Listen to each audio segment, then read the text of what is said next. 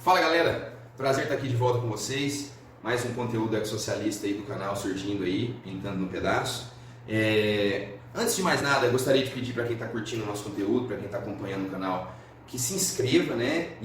E chame outros amigos para se inscrever, dá like, comenta e compartilha esses conteúdos aí que é muito importante para a nossa construção. Agora, nesse vídeo a gente vai falar um pouco mais do ecossocialismo como alternativa. Então a gente vai dar sequência ao alternativo ecossocialista. Esse então é o episódio 002. Nesse vídeo número 1, a gente falou muito da espécie humana e da história natural dessa espécie, né? A gente falou como que ela se organiza hoje de uma forma que ela tem que expandir ininterruptamente um sistema de crescimento que não é sustentável.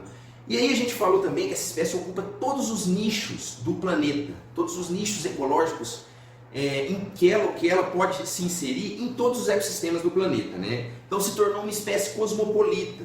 Isso já aconteceu com outras espécies. Isso aconteceu com os trilobitas, né, milhões de anos atrás, e também aconteceu com os dinossauros, 65 milhões de anos atrás, né? E as espécies, sejam elas com uma ocorrência local ou uma ocorrência cosmopolita, elas vão exercer modificações nos ambientes onde elas estão, né?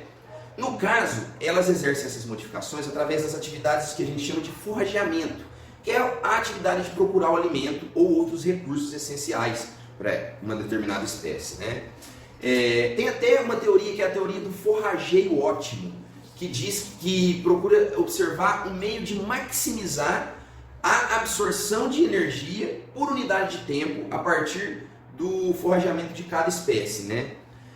O que a gente pode ter similar na sociedade humana ao forrageio? Pode até dizer que talvez tenha uma origem no forrageamento. É o trabalho. Por que eu falo que pode ter sido uma origem? Porque os primeiros hominídeos também forrageavam através da procura de alimento, né? E uma sociedade de mercado organizada a partir de um tipo de trabalho tem uma sequência de produção e de produtividade estipulada por uma fórmula geral que vai gerar uma coisa que a gente chama de mais valor, que é o que a gente pode chamar também de lucro. Vamos dar uma conferida agora no nosso quadro de rascunhos.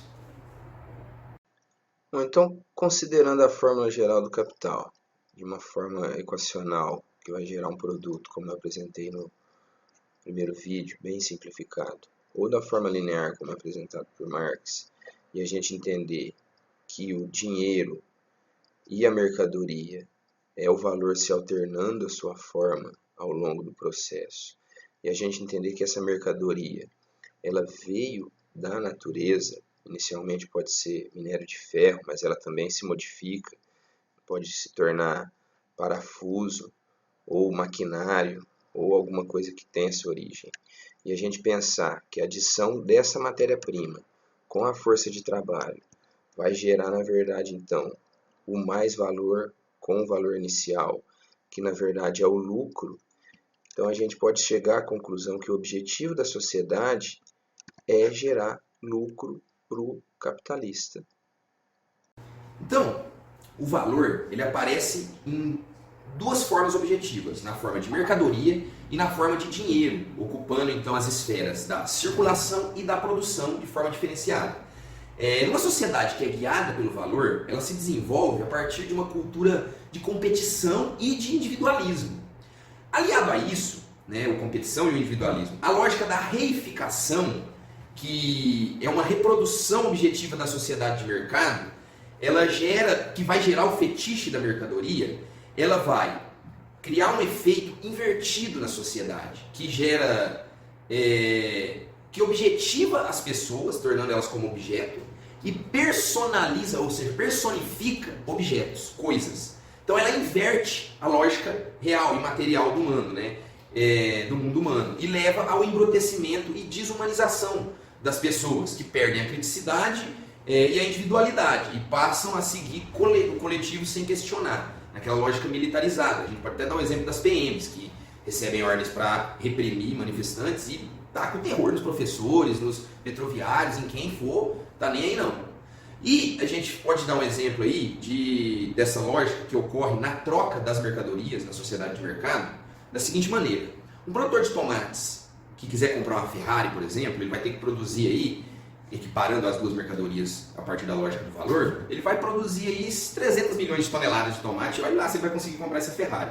Apesar de ambos terem a cor vermelha como característica, a gente sabe que apesar de, na lógica do valor e da sociedade de mercado, a Ferrari valer muito mais na forma de dinheiro, na hora de fazer um molho bolonhesa, eu acho que a Ferrari não vai ser útil.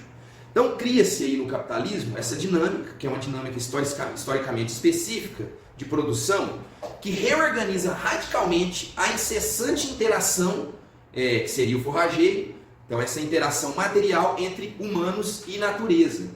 E apesar do grande número de sinais que a gente vê aí dessa crise ecológica que a gente vive hoje gerada por essa lógica pode continuar existindo por décadas, porque ela não vai gerar um fenômeno único que vai extinguir a espécie humana. Ela vai acabando com a capacidade da espécie humana de existir nesse planeta. E aí, essa sociedade que produz a partir do trabalho, a gente tem aí o trabalho de várias formas de se manifestar. O trabalho concreto e o trabalho abstrato são as principais formas. O trabalho concreto é aquele trabalho que é executado a partir de uma demanda material, uma demanda existente, uma necessidade prévia.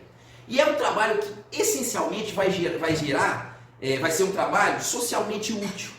Já o trabalho abstrato, ele é desempenhado a partir da lógica da fórmula geral do capital, impulsionado pelo valor. Então ele vai gerar o valor de troca, essencialmente, apesar de gerar uma parte de valor de uso, né, porque a gente é dominado pelo trabalho abstrato, então tem que gerar-se um pouco de valor de uso, senão não se justificaria a sociedade de mercado. Mas a grande maioria é para ser valor de troca, ou seja, lucro. E ele, então, é um trabalho que, em grande parte, é socialmente inútil e é guiado pelo interesse privado, que é do trabalho que vai ser executado por um produtor, por um dono do meio de produção privado. Então é um trabalho privado que vai executar um trabalho abstrato que vai produzir um valor de troca que é o lucro.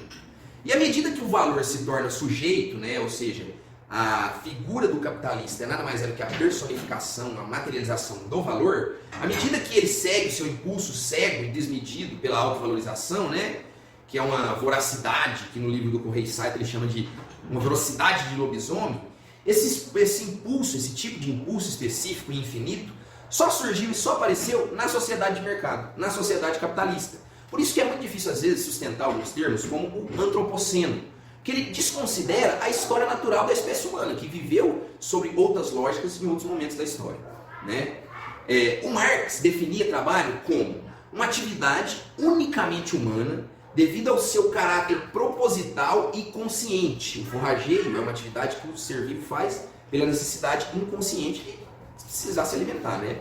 Então, é um trabalho proposital e consciente, objetivando a concepção ideal da humanidade pela execução do trabalho, né? E aí, lembrando da teoria do forrageiro ótimo, o Marx quase que descreveu ela para a sociedade humana aqui, né? Imagina um passarinho, por exemplo, que fosse seguir a lógica de mercado. Vou fazer um ninho numa árvore, ele vai lá, estão trabalhando danado para fazer o ninho dele, para e assim, falou assim, acho que eu vou fazer mais 300 ninhos aqui para produzir um excedente e alugar para os meus vizinhos passarinhos. Não tem lógica para uma espécie biológica, né, que segue o curso natural, né? Isso aconteceu em várias sociedades humanas. Os caçadores-coletores eram assim, os indígenas têm uma cosmovisão que é assim, o trabalho não é guiado pelo trabalho abstrato, é pelo trabalho concreto. Os agricultores, em sua versão na agricultura familiar, principalmente os mais antigos, que tinham métodos mais refinados de lidar com a terra, né? Então o trabalho é debatido pela esquerda e pela direita de formas diferentes, né, na política. Pela direita é sempre debatida naquele ponto de vista de superação, de atingir metas, de meritocracia e de dignidade humana, né? O trabalho dignifica o homem, essas coisas assim, né? E a esquerda, ela vê o trabalho como uma mercadoria, né? A mercadoria é essencial para se gerar o mais valor, o lucro do capitalista, e uma ferramenta importante para a unidade dos trabalhadores em torno de uma emancipação humana, né? Então o trabalho é visto de uma forma filosoficamente muito mais profunda pelo espectro da esquerda, né? E não utilitarista, como é no caso da direita. Então, portanto, as forças naturais entram no processo de produção, né? Junto com o trabalho e com a força de trabalho humana, a apropriação dessas forças naturais aparece como uma força produtiva do capital, que vai gerar, junto com a força de trabalho humana, o lucro do capitalista, né? Vamos dar mais uma conferida aí no nosso quadro de rascunhos. Bom, então a gente tem aqui os recursos naturais, representados pelo planetinha aqui, e a humanidade, representada por esse monte de pessoas. A gente sabe que a humanidade, apesar de estar hoje em torno de 7 bilhões de habitantes, ela só pode gerar uma quantidade X de trabalho total. E essa quantidade tem limite, justamente por causa das necessidades fisiológicas das pessoas. Todo mundo precisa dormir, todo mundo precisa descansar, e isso é inerente da evolução da mente humana. E esse trabalho é dividido em trabalho concreto e trabalho abstrato. O trabalho concreto, ele vai gerar inerentemente um trabalho socialmente útil. E o trabalho abstrato, ele vai gerar, além desse trabalho útil em menor quantidade, muito trabalho inútil. Todo esse trabalho, seja ele concreto ou abstrato, obviamente vai gerar riqueza, vai gerar valor. A diferença é que tipo de valor e como se concentra essa riqueza, né? O trabalho concreto inerentemente gera o valor de uso, como eu já disse. Para o Marx, e ele tentava expressar isso no livro dele, O Capital, como descreve o Correio Saito no livro dele, esse é o caminho que mantém o metabolismo natural entre humanidade e natureza. Já o trabalho abstrato, ele vai gerar valor de troca, valores de troca. Para o Adam Smith, esse caminho da competição era o caminho natural da humanidade. Então, o capital ele interage apenas de forma unilateral com a natureza, usufruindo gratuitamente e transformando-a pela extração do trabalho abstrato. As contradições produzidas pela lógica da reificação e da geração de mais valor, guiados pelo trabalho abstrato, elas determinam os comportamentos de forma objetiva, o comportamento das pessoas. Sem se sujeitar a essa racionalidade do mundo invertido, né, que é chamado de mundo invertido, os indivíduos têm grande dificuldade de sobreviver. Os indivíduos da lógica que segue a lógica capitalista, né, e mesmo os que tentam não segui-la. Os capitalistas são levados então por essa lógica a reduzir qualquer custo desnecessário, seja eles sanitários, a gente viu isso na pandemia, né? Deixar o trabalhador em casa é um custo para o capitalista. De saúde, custo de segurança, custo trabalhista, custo tributário e custos legislativos, né? Que são as leis que impõem algum comportamento necessário ao capitalista, como por exemplo é a CLT, né? Que acabou nos últimos anos, mas é ela que garantia essas rédeas para essa lógica.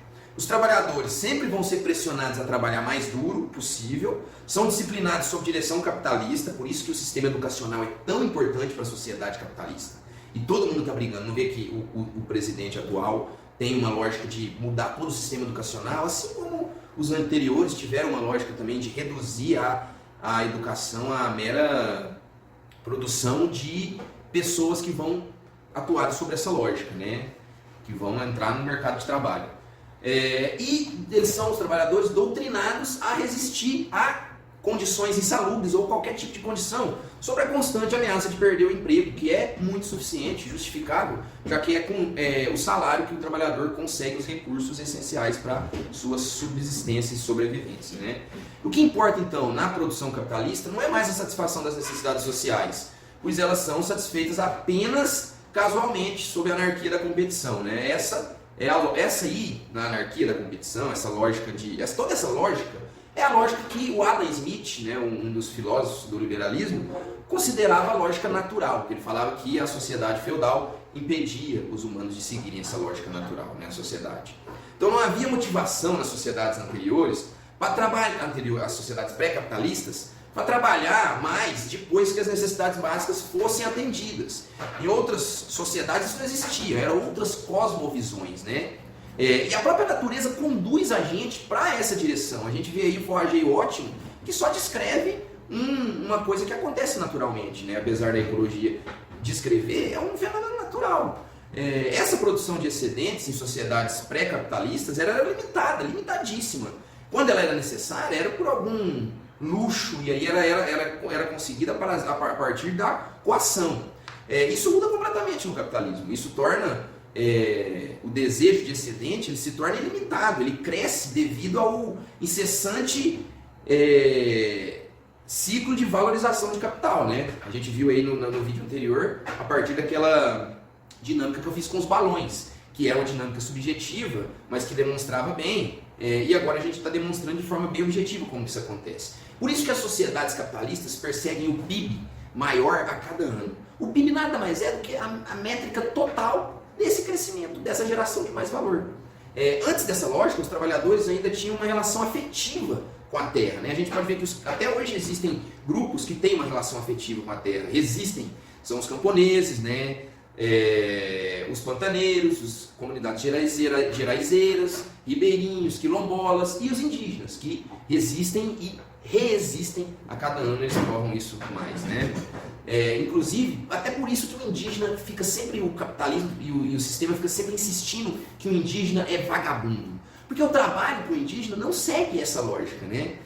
O predomínio do capital, então, é um processo real, pois a inversão que se manifesta na subjetivação do capital não ocorre só na cabeça das pessoas. Ela é uma coisa que ocorre objetivamente na produção e reprodução da sociedade. E a pesquisa do Marx, longe de pregar um otimismo com o desenvolvimento tecnológico sobre o jugo do capitalismo, tinha um objetivo deliberado de desenvolver essa relação humanidade-natureza, mediada pelo trabalho abstrato, por mais que inicialmente ele tenha focado no trabalho, e o que fez com que todas as esquerdas globalmente dessem esse foco. Ele pretendia desenvolver melhor isso, né? Para o Correia Saito, no livro dele, ele diz que ele pretendia fazer isso no livro 3 do Capital, no capítulo que fala sobre renda fundiária. Portanto, a crise ecológica atual, ela não depende de desenvolvimento tecnológico, ela depende de mudarmos a determinação das forças econômicas no processo transhistórico de intercâmbio metabólico entre a humanidade e a natureza, e mudar a proporção de trabalho concreto em relação ao trabalho abstrato, até que o trabalho abstrato zere na sociedade. E qualquer programa político ou qualquer processo político que venha a ocorrer, que não se propõe a mediar essas contradições na sociedade, estará fadado ao fracasso. Não vai mudar nada. Ele vai mudar apenas o tempo de retardo, vai retardar o tempo que a gente tem para chegar da nossa extinção, né? Isso é extremamente importante. E é por isso que a gente queria e quer apresentar o ecossocialismo como alternativa, porque quem faz esse debate atualmente é o ecossocialismo. E é por isso que a gente queria trazer esse conteúdo para vocês. Tem até uma ilustração para a gente colocar essa questão da política. Agradeço quem esteve com a gente até o final aqui. E é isso aí, galera. Curte o vídeo, comenta e compartilha com os amigos. Um abraço, ecossocialismo ou extinção.